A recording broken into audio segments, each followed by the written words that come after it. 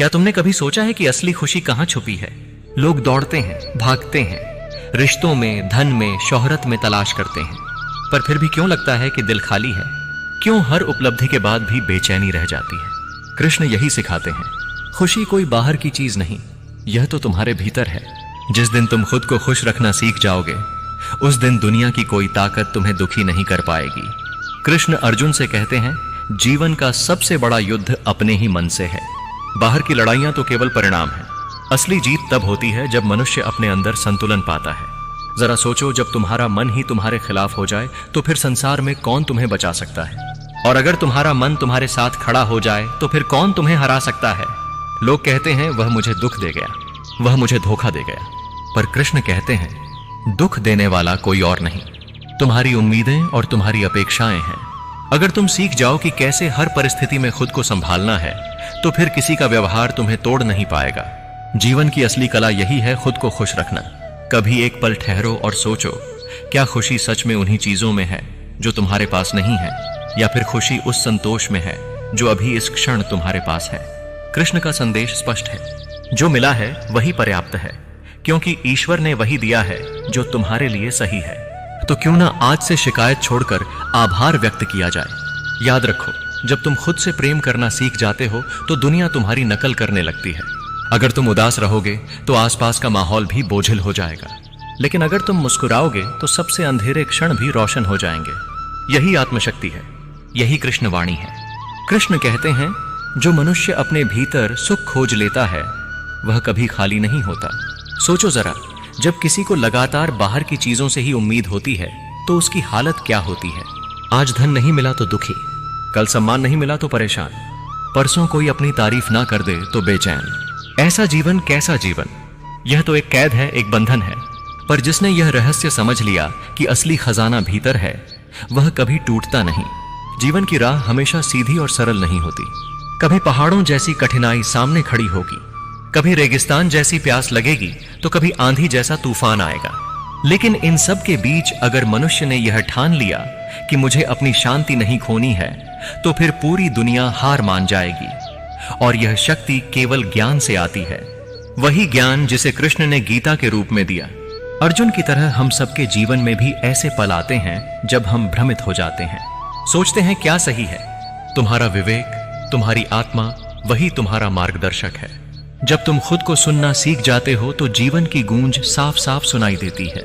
खुद को खुश रखना मतलब यह नहीं कि हर समस्या से भाग जाना, बल्कि यह सीख लेना कि समस्या चाहे कितनी भी बड़ी क्यों ना हो, मन को बिखरने नहीं देना। मुस्कान बनाए रखना, आत्मबल बनाए रखना और विश्वास बनाए रखना, यही असली विजय है। और जब व्यक्ति ऐसा कर लेता है तो दुनिया भी उसकी शक्ति को पहचान लेती है। याद रखो, जो व्यक्ति हर हाल में संतुलित रहता है वही दूसरों को भी शक्ति देता है। अगर तुम खुद भीतर से मजबूत हो तो तुम्हारी उपस्थिति ही दूसरों के लिए आश्रय बन जाएगी। यह वही स्थिति है जिसे कृष्ण स्थित प्रज्ञा कहते हैं, यानी ऐसा इंसान जिसे ना दुख हिला सके ना सुख बहका सके। कृष्ण का संदेश यह है कि जीवन की सबसे बड़ी शक्ति आत्मनिर्भरता है। अगर तुम्हारी मुस्कान किसी और के व्यवहार पर टिकी है तो तुम हमेशा कमजोर रहोगे, पर जब तुम्हारी मुस्कान तुम्हारे अपने निर्णय से जन्म लेती है तब कोई भी उसे छीन नहीं सकता। यह स्वतंत्रता ही असली आनंद है। सोचो, नदी जब बहती है तो उसे पर्वत, पथरीली जमीन, गड्ढे, खाई सब मिलते हैं। क्या नदी रुक जाती है? नहीं, वह अपनी राह बनाती है, अपनी धारा तय करती है। उसी तरह इंसान को भी परिस्थितियों के हिसाब से खुद को ढालना होता है। अगर रास्ते कठिन हैं तो उनसे डर कर बैठना मत, बल्कि यह तय करना कि मैं अपनी खुशी का रास्ता खुद बनाऊंगा। अक्सर लोग कहते हैं, जब सब कुछ ठीक होगा तब मैं खुश रहूंगा, लेकिन सच्चाई उलटी है। जब तुम खुश रहना सीख लोगे तभी सब कुछ ठीक लगने लगेगा, क्योंकि दुनिया वैसी ही दिखती है जैसी तुम्हारी नजर होती है। अगर तुम्हारी नजर निराशा से भरी है तो स्वर्ग भी नर्क लगने लगेगा, और अगर तुम्हारी नजर विश्वास से भरी है तो नर्क भी तुम्हें सबक सिखाकर स्वर्ग जैसा अनुभव देगा। कृष्ण यह भी सिखाते हैं कि खुशी एक साधना है, इसे रोज चुनना पड़ता है, जैसे सांस लेना। सुबह उठो और मन में यह संकल्प भरो कि चाहे आज क्या भी हो, मैं अपनी शांति नहीं खोऊंगा। यह वचन ही तुम्हें पूरे दिन मजबूती देगा। और अगर दिन में कहीं हार भी मानने का मन हो तो बस अपने अंदर कृष्ण की आवाजें सुनो, डर मत, मैं तेरे साथ हूं। खुद को खुश रखना सीखना, मतलब यह नहीं कि तुम दूसरों से मुंह मोड़ लो। इसका अर्थ यह है कि तुम्हारी जड़ें इतनी गहरी हो कि बाहरी आंधियां उन्हें हिला ना सके। जब पेड़ की जड़ें मजबूत होती हैं तो चाहे तूफान कितना भी तेज हो, पेड़ खड़ा रहता है। उसी तरह जो इंसान अपने भीतर स्थिर हो गया है, उसके सामने कोई परिस्थिति टिक नहीं सकती। मनुष्य की सबसे बड़ी भूल यह है कि वह अपने दुख का कारण हमेशा दूसरों को मानता है। कभी हालात को दोष देता है, कभी परिवार को, कभी समाज को, तो कभी भाग्य को। लेकिन गीता में कृष्ण ने स्पष्ट कहा है, तुम्हारा सुख दुख तुम्हारे अपने विचारों से तय होता है। यानी बाहर का संसार तुम्हें बस परिस्थिति देता है, पर तुम्हारे मन की प्रतिक्रिया ही असली परिणाम बनाती है। अगर तुम अपने मन को साध लोगे तो दुख का असर भी खत्म हो जाएगा। सोचो, युद्ध भूमि में खड़ा अर्जुन रो रहा था, हथियार डाल चुका था, सामने अपनों को देखकर उसका दिल कांप रहा था। लेकिन कृष्ण ने उसे यही सिखाया कि जब तक तुम अपनी भावनाओं के गुलाम बने रहोगे, तुम कभी सही निर्णय नहीं ले पाओगे, और जब तुम अपने मन को नियंत्रित कर लोगे, तभी जीवन का हर युद्ध जीत लोगे। यही संदेश हर इंसान के लिए है। खुद पर अधिकार पाओ, तभी खुशी तुम्हारे हाथों में होगी। खुद को खुश रखना एक साधारण आदत नहीं, यह आत्मा की गहराई से जुड़ा निर्णय है। जब इंसान यह ठान लेता है कि मैं अपनी ऊर्जा नकारात्मकता में बर्बाद नहीं करूंगा, तो उसकी आभा ही बदल जाती है। लोग उसके पास बैठकर शांति अनुभव करने लगते हैं। उसकी बातें दवा जैसी असर करती हैं। यही कारण है कि इतिहास में जिन लोगों ने आत्मबल को साध लिया, वही आज भी प्रेरणा के स्रोत बने हुए हैं। कभी गौर किया है, जब तुम्हारा मन हंसता है तो वही भोजन स्वादिष्ट लगता है जो कल फीका लग रहा था। वही घर आरामदायक लगता है जो कल बोझ जैसा लग रहा था। तो असली बदलाव बाहर नहीं, तुम्हारे भीतर होता है। इसीलिए कृष्ण बार बार कहते हैं, अपने मन को जीत लो, यही सबसे बड़ा विजय है। खुशी का अर्थ यह नहीं कि जीवन में दुख खत्म हो जाएगा। दुख तो आएगा ही, पर फर्क यह पड़ेगा कि तुम उसे कैसे देखते हो। अगर तुम उसे एक बोझ मानोगे तो वह तुम्हें तोड़ देगा, लेकिन अगर तुम उसे एक शिक्षा मानोगे तो वही दुख तुम्हें और मजबूत बना देगा। यही गीता का सार है। परिस्थिति को शत्रु नहीं, गुरु मानो। हर सुबह जब तुम जागते हो तो तुम्हारे पास दो विकल्प होते हैं, या तो बीते कल की शिकायतें ढोते रहो, या फिर नए दिन को एक अवसर मानकर मुस्कान से शुरू करो। कृष्ण यही सिखाते हैं कि अतीत का बोझ वर्तमान की खुशी को मत कुचलने दो। बीता हुआ कल बदल नहीं सकता, लेकिन आज की सोच बदल सकती है, और यही सोच तुम्हारे आने वाले कल को बदल देती है। लोग अक्सर पूछते हैं, हमेशा खुश कैसे रहा जाए? इसका उत्तर बड़ा सरल है, अपने मन को लगातार सकारात्मक ऊर्जा दो। जैसे शरीर को रोज भोजन चाहिए, वैसे ही मन को रोज अच्छे विचार चाहिए। अगर तुम मन में कड़वाहट, ईर्ष्या, तुलना और शिकायत भरते रहोगे तो तुम्हारा चेहरा चाहे बाहर से हंसता रहे, भीतर से तुम खोखले होते जाओगे। लेकिन अगर तुम आभार, संतोष और विश्वास भरोगे तो जीवन का हर पल दिव्य लगेगा। याद रखो, सुख बाहर की वस्तुओं से आता है, पर शांति भीतर की अवस्था से।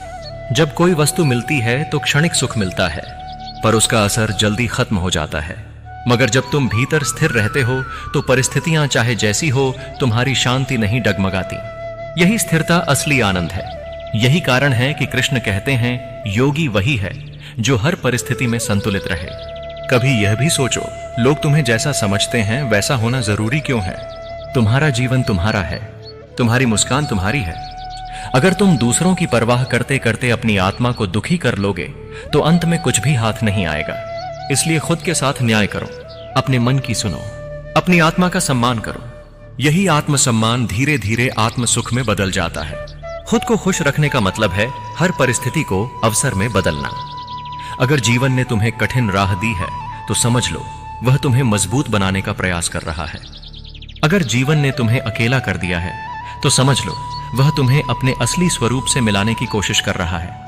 इस दृष्टिकोण से देखोगे तो हर दर्द में भी छुपा हुआ उपहार मिलेगा। जीवन में कई बार हमें लगता है कि सब कुछ हमारे खिलाफ हो रहा है। रिश्तों में तनाव, काम में असफलता, समाज में आलोचना, और ऐसे क्षणों में हम टूटने लगते हैं। पर कृष्ण सिखाते हैं कि यह टूटना भी असली हार नहीं है। असली हार तो तब होती है जब तुम उठने की कोशिश ही छोड़ देते हो। इसलिए जब हालात कठिन हो तब खुद को यह याद दिलाओ, मैं इस परिस्थिति से बड़ा हूं, मेरी आत्मा इन सब सीमाओं से ऊपर है। यही सोच तुम्हारे भीतर एक नई ऊर्जा जगाती है। कभी कभी हम खुद को इतना कमजोर मान लेते हैं कि दूसरों की छोटी सी बात हमें दुखी कर देती है। लेकिन कृष्ण ने कहा है, जो आत्मा को जान लेता है उसे कोई चोट नहीं पहुंचा सकता। सोचो इस पर आए। अगर तुम्हें यह एहसास हो जाए कि तुम सिर्फ यह शरीर नहीं बल्कि अनंत आत्मा हो, तो फिर दूसरों की आलोचना, ताने या धोखा तुम्हें कितना प्रभावित कर पाएगा? शायद बिल्कुल भी नहीं। यही जागरूकता ही असली सुख का आधार है। खुद को खुश रखने का एक और रहस्य है सेवा का भाव। जब तुम सिर्फ अपने लिए जीते हो तो खुशी सीमित रह जाती है, लेकिन जब तुम दूसरों के जीवन में रोशनी भरते हो तो तुम्हारे भीतर एक अजीब सी तृप्ति जन्म लेती है। यही कारण है कि कृष्ण ने गीता में कहा, निःस्वार्थ कर्म ही योग है। सोचो, जब तुम्हारे कर्म से किसी के जीवन में मुस्कान आती है तो वह मुस्कान तुम्हारे भीतर भी गूंजने लगती है। ध्यान रखो, खुशी कभी भविष्य में नहीं मिलती। लोग सोचते हैं जब मुझे यह मिलेगा तब मैं खुश रहूंगा, पर सच यह है कि अगर तुम आज खुश रहना नहीं सीख पाए तो कल भी नहीं सीख पाओगे, क्योंकि भविष्य भी आज का ही विस्तार है। इसलिए हर दिन हर क्षण को उत्सव की तरह जीना ही असली साधना है। जीवन की सबसे बड़ी कला यही है, छोटी छोटी बातों में आनंद ढूंढना, सूरज की पहली किरण को देखना, पक्षियों की चहचहाट सुनना, किसी जरूरतमंद की मदद करना, प्रियजनों से एक मुस्कान बांटना। यही पल असली धन है।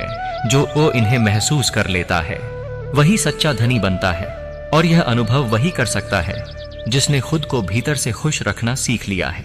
कृष्ण हमें यह भी बताते हैं कि मनुष्य की सबसे बड़ी शक्ति उसका निर्णय है।